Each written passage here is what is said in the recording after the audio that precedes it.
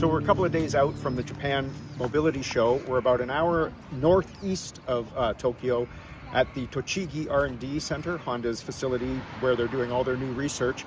I'm here today to drive this.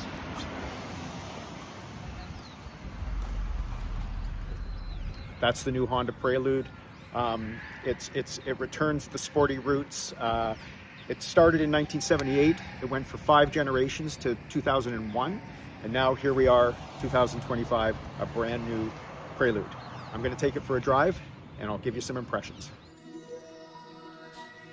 The all-new Honda Prelude is packed with automotive tech only dreamed about when the previous model was discontinued a quarter of a century ago. First and foremost is an advanced 2-motor hybrid system that uses electricity to power the front wheels, with a 2.0-liter gasoline engine firing up at higher speeds. The new Prelude shares many common parts with the high-performance Civic Type R. That includes a dual-axis strut front suspension, larger Brembo brakes, and a standard adaptive damper system specifically tuned for the coupe. The Prelude also debuts Honda's brand new S Plus Shift feature, which pipes artificial sounds and sensations into the cabin to simulate engine RPM, shift changes, and steering inputs. Another Honda first in the Prelude is the automaker's Enhanced Agile Handling Assist, which integrates the powertrain and brakes with how the driver is steering. So, how does all this translate into a driving experience? Well, my brief time in the driver's seat, just 3 laps on the Tochigi Proving Grounds winding course track, revealed a well-balanced and excellent handling coupe. Acceleration out of the blocks was quick, not blinding, but did certainly have a bit of EV zip-like feel to it. The steering, the ratio of which in this mode is a surprising 3% quicker than in the Type R, felt so precise and really showed off the sophistication of that Enhanced Agile Handling Assist, which adjusts the powertrain and brakes according to real-time steering inputs. My takeaway from the test session? The drivability of the 2026 Honda Prelude benefits greatly from those very important bits and pieces from the highly regarded Civic Type R, and also from Honda's all-new Agile Handling Assist. But the real key to the package is the advanced hybrid powertrain.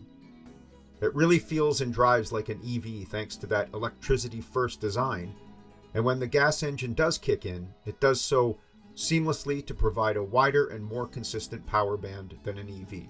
It's a great combination. As to the S Plus Shift system, it's kind of cool in a video game kind of way, and there is no doubt some very clever engineering went into making the upshifts and downshifts so realistic. But I really wonder how many Prelude owners will use it after the first month or so when the novelty wears off. My only real criticism is it could use a little more horsepower.